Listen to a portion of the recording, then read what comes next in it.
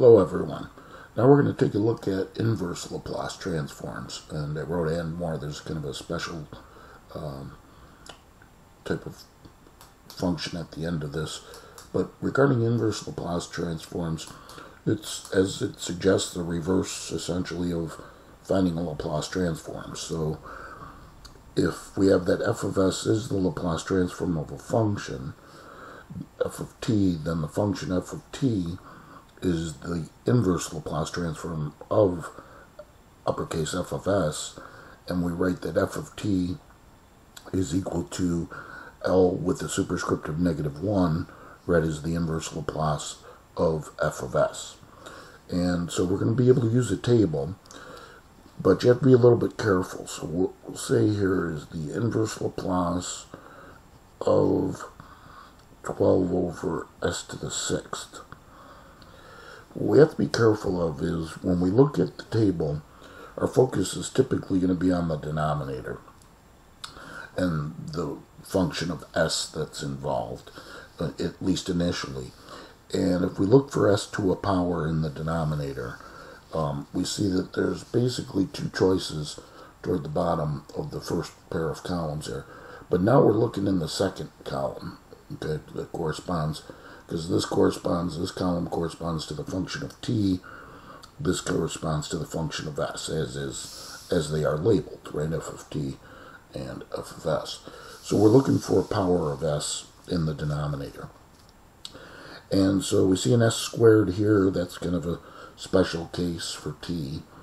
But then here's the one we want, the s to the n plus 1th, because it's an integer power. If it's a fractional power, remember we're going to go with the t to the a rather than t to the n. So consider that we have the basic Laplace transform for t to the n to be n factorial over s to the n plus 1. Now, concerning what we have, okay, I'll put a little line here. There's actually a couple ways to look at this. You can use some gumption and realize that for our situation, again, you really want to focus on the denominator and the function of s that's in the denominator. For our situation, n is 5. So therefore, we would have to identically be able to say that this is t to the 5th, we'd have to have 5 factorial in the numerator. And 5 factorial is 5 times 4 times 3 times 2 times 1, which is 120. But we don't have 120 in the numerator. We only have 12. But you could think of multiplying. There's a couple ways to think about this. I'm going to show you both. One way is to multiply inside by 10 to get the 120, and therefore, move that over. If I multiply inside by 10, I'd have to multiply outside by 1/10, and then this would be 1/10 the inverse Laplace of 120 over s to the 6th, and now it identically fits this form where n is 5, because 5 factorial again is 120. So it would be 120, and then inversing the Laplace, we get t to the 5th. Okay, and more, so that's using a little bit of ingenuity. I think a more straightforward way might be as follows. Consider obviously the same thing, the inverse Laplace. It's almost going to be the same, but I think it's going to seem easier. But it's going to be the same in terms of what we're really doing. But I'm just going to get rid of the 12 right away. Factor it out. So 12 and then the inverse Laplace of 1 over s to the 6th. And then when we look at our formula, we would realize that, again, n must be 5. And we need a 5 factorial in the numerator.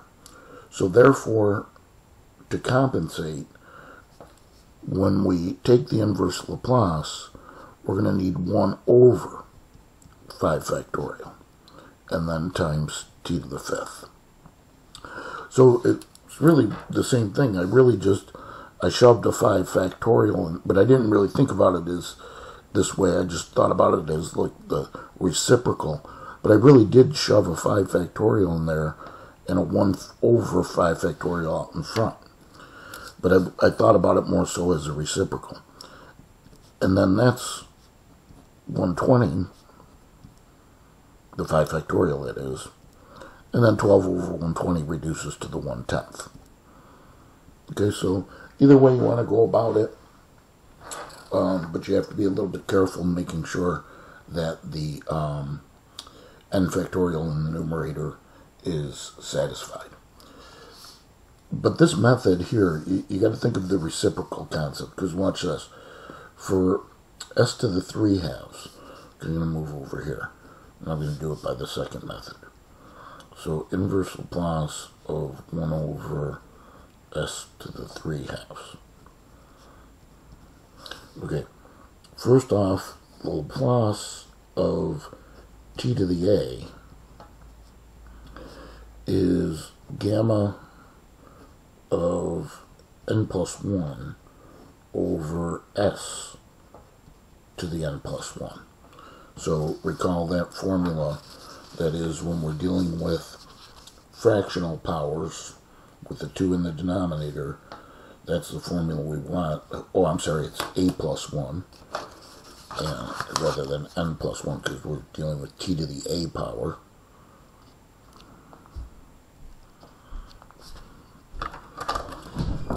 So we'll fix that.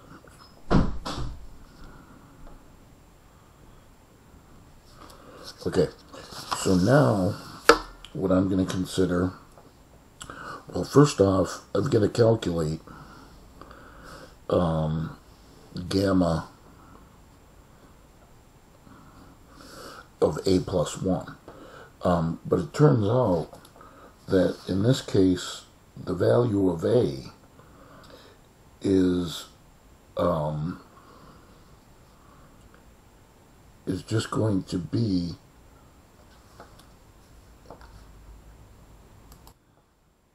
the power. It's just going to be the power on s, because that's the a plus 1, and we have to calculate gamma of a plus 1. So you don't really need to think kind of twice, like the fact that, okay, a is 1/2, excuse me, and then 1 plus 1/2 plus 1 is 3 halves. You could just really think to yourself that the value of a plus 1 is this power, the 3 halves. Okay, and then our formula, gamma of x plus 1 is x. So that's when we have to think about the a, which is 1/2, times gamma of that. But then gamma of 1/2, that's our special value, square root of pi. So we get the square root of pi over 2. So now we just have to think about reciprocals, because you really have to put, I wrote the square root of 2, that should be square root of pi.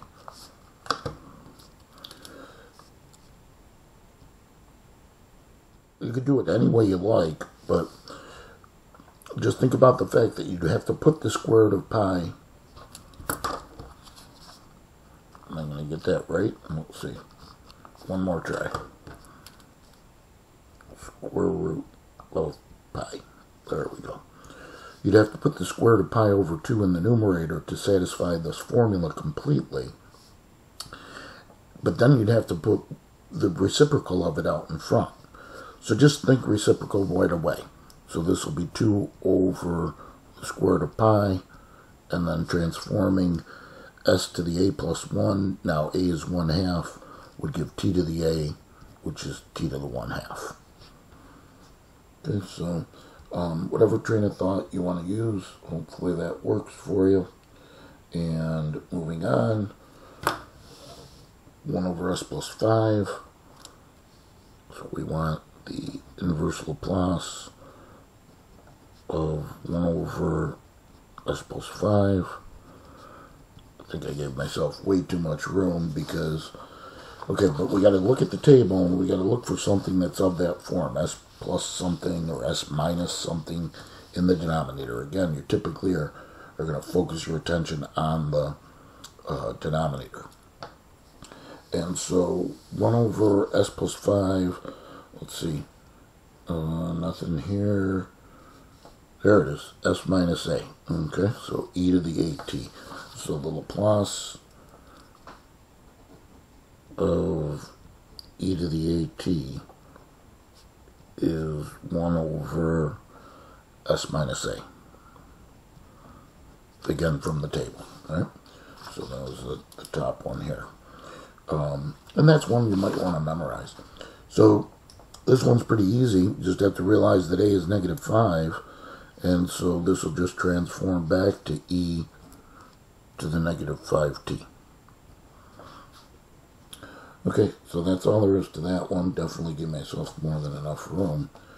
This one is a little peculiar because if we go to take the inverse Laplace, so this is kind of a special example of 3s plus 1 over s squared plus 4. Okay, you notice that, remember I said, typically we're going to start by looking at the denominator. So s squared plus something. So you might recall that we dealt with cosines and hyperbola, cosines and sines, and that's where we had the s squared plus something in the denominator. Notice that it's not the hyperbolic, because the hyperbolics are minus s squared minus k squared. But it does fit either s squared plus k squared in the denominator with k in the numerator, or s squared plus k squared in the denominator with s in the numerator. But when we look at the numerators, you have two of them, one with the s and one with a constant. So what you have to do in this case is actually split up. We did this back in Calculus 2 with integrals, if you recall. We're going to split it up at that point. So we're going to have two separate Laplace transforms. And at the same time, I'm going to factor out this 3. And then I'll have the inverse Laplace of s over s squared plus 4. And then plus the inverse Laplace of 1 over s squared plus 4. And now I can look at a table. So, again, I'll write down the Laplace transforms over here. Okay, we were dealing with cosine of kt, s squared plus k squared in the denominator, and an s in the numerator, and the sine of kt, the Laplace of that was k in the numerator, and s squared plus k squared in the denominator. Okay, now there's something special about this second one that we have to pay attention to. First one's pretty straightforward because it identically fits s over s squared plus k squared here, where k is 2. So it transformed to cosine of kt, or cosine of 2t, without a problem. But in order to satisfy this formula for k over s squared plus k squared, we have to have the k in the numerator. And the value of k is 2. So therefore, this is where we literally have to use that concept of, call it brute force if you like, where to satisfy the formula we're going to force a 2 in here, but to compensate, going to multiply out in front by a 1/2. And so therefore, we get 1/2. Now this fits the form for k over s squared plus k squared identically, where k is 2, and we get the sine of 2t. Okay, so that's a special move. Make sure that you pay attention to that concept. And moving on, we have one more example of inverse Laplace transforms, and then a special function.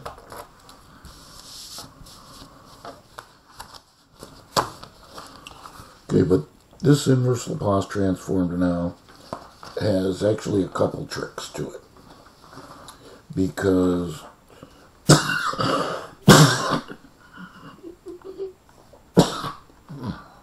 excuse me, what we have in the denominator is something that's a difference of squares, but it's like a k squared minus s squared. And if you look amongst our list, we don't really have that. We have s squared minus k squared instead. Okay, so we're going to have to compensate for that, but let's not worry about that right now. Let's deal with the fact that if I want the inverse Laplace of 9 plus s over 4 minus s squared, we're going to do the same thing that we did in that last example. Like, let's pretend this was already s squared minus k squared. Then we'd use the same concept that we did here and split it up, because one formula is for s and one formula is for the k in the numerator. So we're going to use the same idea that we did in the last example and split that up. And so we'd have, and at the same time, let me factor out the 9. So 9 times the inverse Laplace of 1 over 4 minus s squared, and then plus just the inverse Laplace of s over 4 minus s squared. Okay, but now we have to account for, because the formulas we're going to be using are the reverse of the Laplace for hyperbolic cosine of kt, which is s over s squared minus k squared, and the formula for the hyperbolic sine of kt,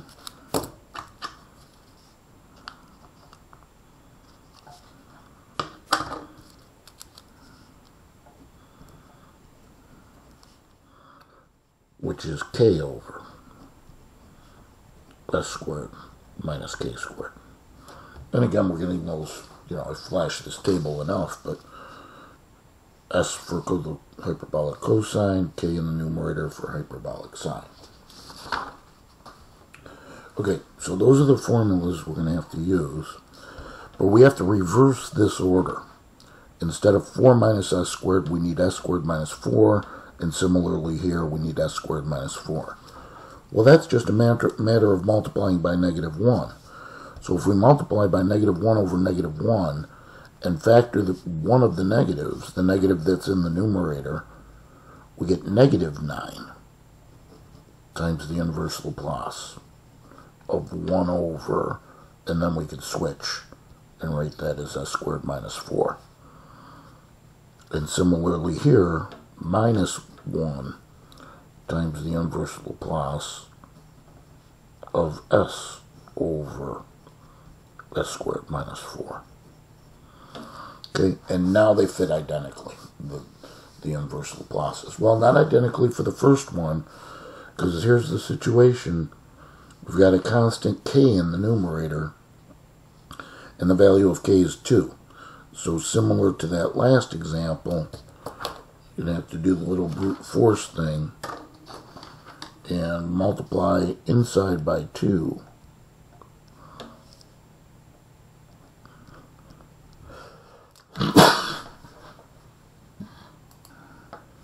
Multiply inside by 2 and outside by that 1/2. So we get negative 9 halves, and now this identically fits hyperbolic sine of kt, where k is 2. So hyperbolic sine of 2t, and then minus, this one no modification necessary, because it's just s over s squared minus k squared. And so it fits the form where again k is 2 for the hyperbolic cosine. So minus the hyperbolic cosine of 2t. Okay, so let's start this special function here. We'll do the unit step, and then we'll come back and we'll do the horizontal shift. But the unit step function is defined by u of t, which equals 0 when t is less than 0, and it's equal to 1 when t is greater than or equal to 0. So this is what we call our unit step function. And if we make a sketch of this,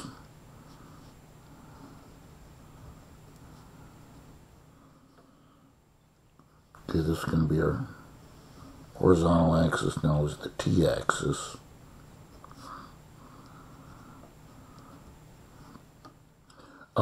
This is the, as I wrote to you here, this is what we call a piecewise continuous function. It's continuous, but only on a finite number of subintervals that we use the word abutting, but that basically come together.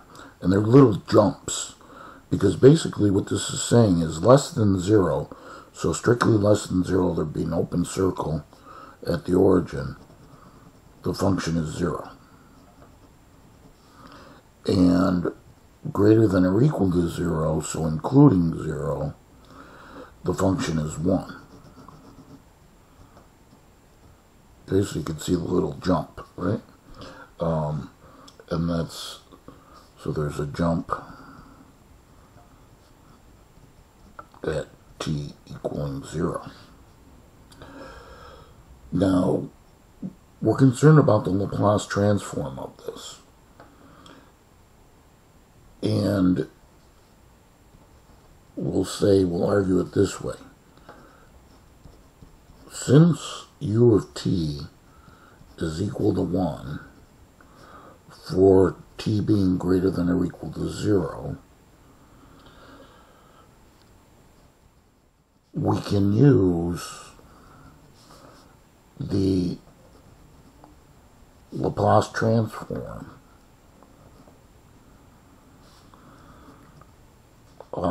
for the function where f of t is 1. Because, so this is because it's defined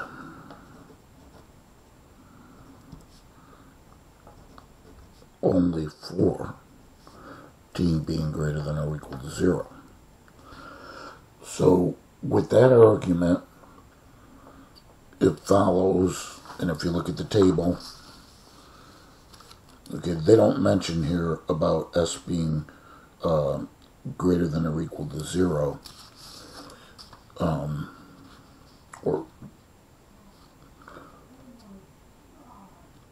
but we could say then that the Laplace of u of t is going to be equal to the Laplace of 1, which was 1 over s. And this would be for s being greater than 0. Okay, so that's our Laplace for, this would be our unit function, u of t. Okay, so we'll come back and we'll look at the horizontal shift for this, and then that leads us to a kind of special example that's a little bit tedious, but similar to one of your homework problems.